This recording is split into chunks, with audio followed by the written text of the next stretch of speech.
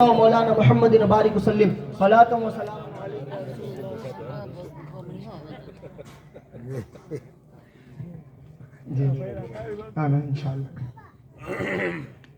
ایک ظالم بادشاہ تھا.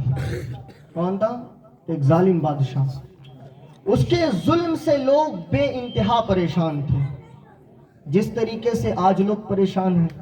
نام نہیں لینا چاہتا ہوں، آپ سمجھدار ہیں، ہے نا، سمجھ رہے ہیں نا. ایک ظالم بادشاہ تھا، اس سے لوگ اسی طریقے سے پریشان تھے جس طریقے سے لوگ آج پریشان ہیں، ہے نا.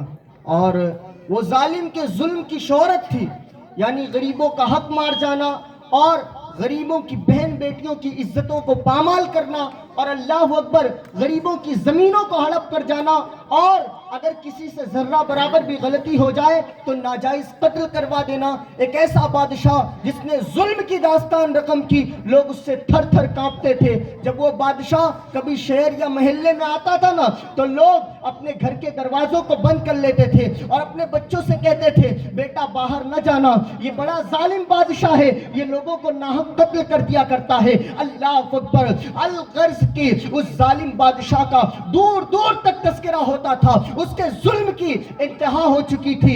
اللہ اکبر. ایک اس بادشاہ کا شہر کے کنارے ایک بڑا خوبصورت سا باغیچہ تھا، جس میں ہر قسم کے پھول تھے، ہر قسم کے پھل کے پیڑ لگے ہوئے تھے. اللہ اکبر. اور اس میں ایک خوبصورت سا حوض بنا ہوا تھا. ایک بزرگ، ایک مرد قلندر، ایک درویش، اللہ اکبر، اس ظالم بادشاہ کے اس باغیچے میں داخل ہوتے ہیں، اور داخل ہونے کے بعد اس حوض سے وضو کرتے ہیں، اور وضو کرنے کے بعد اس ظالم بادشاہ کے باغیچے میں نماز ادا کرنے لگ جاتے ہیں. اللہ اکبر. نماز پڑھ کر کے جب فارغ ہوتے ہیں، وہیں کنارے بیٹھ کر کے پیڑ کے سائے میں وہ قرآن کی تلاوت کرنے لگتے ہیں. اب وہ جب کچھ دیر قرآن کی تلاوت کرتے ہیں تو اتنے میں چاروں طرف سے شور برپا ہو جاتا ہے. وہ دیکھو ظالم بادشاہ آیا، وہ دیکھو ظالم بادشاہ آیا، وہ دیکھو جو لوگوں پر ظلم کرتا ہے. لوگوں نے اپنے گھروں کے دروازے بند کر لیے، لوگ گھروں کے کونے میں جا کر کے چھپ گئے. اللہ اکبر. وہ ظالم بادشاہ جب اپنے باغیچے میں داخل ہوا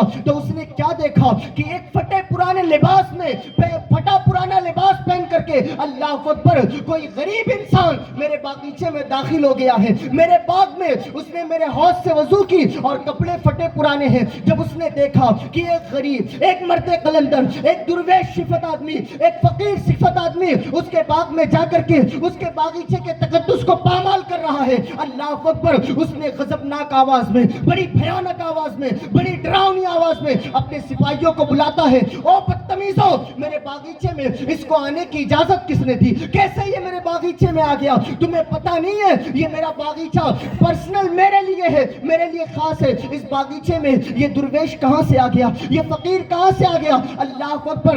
سپاہی کچھ کہتا، دیکھو اللہ والوں کی نگاہ کیسی ہوتی ہے، اللہ والوں کی نگاہوں کا اثر کیسا ہوتا ہے.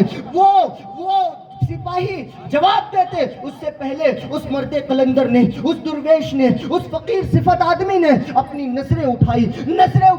ظالم بادشاہ کو دیکھا، نظر پڑنا ہی تھا، آنکھوں سے آنکھیں کیا ملی، وہ بادشاہ فوراً بے ہوش ہو کر کے زمین پہ گر جاتا ہے. اس مرد قلندر کی نظر پڑتی ہے اور وہ ظالم بادشاہ زمین پر گر جاتا ہے، زمین پر ڈھیر ہو جاتا ہے. اللہ اکبر. جب وہ زمین پر ڈھیر ہوتا ہے تو وہ بزرگ اپنی جگہ سے اٹھتے ہیں، اور اٹھنے کے بعد دیکھو یہ اللہ والے جو ہوتے ہیں نا، یہ کبھی کسی کو تکلیف نہیں پہنچاتے، یہ کبھی کسی کو دکھ نہیں دیتے ہیں. وہ مرد قلندر اپنی جگہ سے اٹھتا ہے اور اٹھنے کے بعد اس بادشاہ کے اللہ اکبر چھینٹے مارتا ہے پانی کے. اور جب چھینٹے مارے جاتے ہیں تو وہ ظالم بادشاہ اپنی آنکھیں کھولتا ہے. آنکھیں کیا کھولتا ہے؟ بزرگ کی نظر پڑنی تھی، بے ہوش ہوا، لیکن اب جب اٹھ رہا ہے تو دل کی دنیا بدل چکی ہے. اب دل کی دنیا میں ایک عجیب اللہ اکبر دین کی محبت پیدا ہو چکی ہے. ایک نظر کا کمال یہ تھا کہ وہ بے ہوش ہوا، دل کی دنیا بدل گئی. اور میرے عزیزوں، پتہ ہے وہ نظر ڈالنے والی ذات کون سی تھی؟ وہ نظر ڈالنے والا کون تھا؟ جس کے ایک نظر کا عالم یہ ہے کہ اگر نظر ڈال دے تو لوگ بے ہوش ہو جاتے آتے ہیں، جب ہوش میں آتے ہیں تو پھر مکمل ہوش میں آتے ہیں اور دل عشق رسول کا مدینہ بنتا ہوا نظر آتا ہے۔ جانتے ہو وہ بزرگ کا نام کیا ہے؟ جانتے ہو وہ مرد قلندر کون تھا؟ جانتے ہو وہ درویش کون تھا؟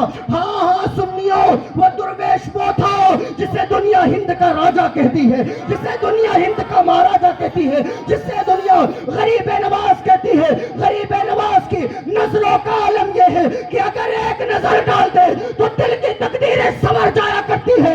غریب نواز کے نظر کا عالم یہ ہے کہ اگر ایک نظر ڈال دے تو بندے کے دل کی دنیا صاف اور شفاف ہو جاتی ہے۔ میں کہتا ہوں جب ان کے بیٹے سالوں کے بعد ان کے بیٹے معین الدین کی نظروں کا عالم یہ ہے تو علی کی نگاہ ولایت کا عالم کیا ہوگا؟ علی کی نگاہ ولایت کا عالم کیا ہوگا؟ اور جب علی کی نظر ولایت کا یہ عالم ہے تو پھر پیارے آقا کی نگاہوں کا عالم کیا ہوگا؟ پیارے آقا کی نگاہوں کا عالم کیا ہوگا؟ اسی لیے شاعر نے کہا ہے جب ان کے گدا بھر دیتے ہیں شاہان زمانہ کی جھولی، جب ان کے گدا بھر دیتے ہیں شاہان زمانہ کی جھولی، ارے محتاج کا جب یہ عالم ہے مختار کا عالم کیا ہوگا؟ نعرے تکبیر، نعرے رسالت، نعرے حیدری، عشق محبت، عشق محبت۔ محتاج کا جب یہ عالم ہے، ان کی آل کا جب یہ عالم ہے تو پھر علی کے کمال کا عالم کیا ہوگا؟ جس کے در سے ولایت تقسیم ہوتی ہو اس علی کی شان کا عالم کیا ہوگا؟ او میرے عزیزو، غریب نواز اب میری بہنوں کی خاص توجہ چاہتا ہوں، خاص توجہ۔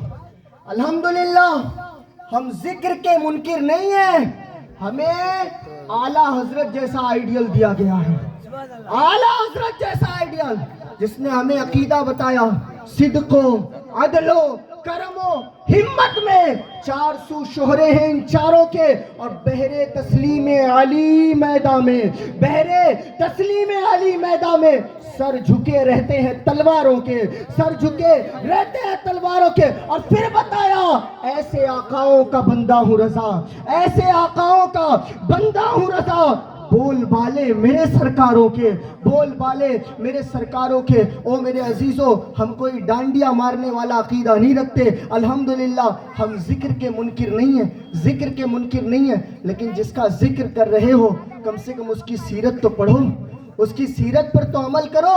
اس نے پوری زندگی اللہ اور اس کے رسول کی دین کی خدمت کے لیے وقف کر دی۔ جس ذات کا آج ہم ذکر کرنے بیٹھے ہیں اس معین الدین نے اپنا وطن چھوڑ دیا، اپنا گھر بار چھوڑ دیا، اپنا سب کچھ چھوڑ کر کے ہندوستان کی سرزمین پر آئے، اور الحمدللہ الحمدللہ ثم الحمدللہ روایتوں میں آتا ہے کہ دنیا میں سب سے زیادہ کلمہ مصطفیٰ جان رحمت نے پڑھایا ہے، سب سے زیادہ کلمہ مصطفیٰ جان رحمت نے پڑھا ہے، سب سے زیادہ لوگوں کو ایمان کی دولت مصطفیٰ جان رحمت نے دیا ہے، اور دوسرے نمبر پر جس ذات نے سب سے زیادہ لوگوں کو کلمہ پڑھایا ہے اسے ہندوستان کا مہاراجہ غریب نواز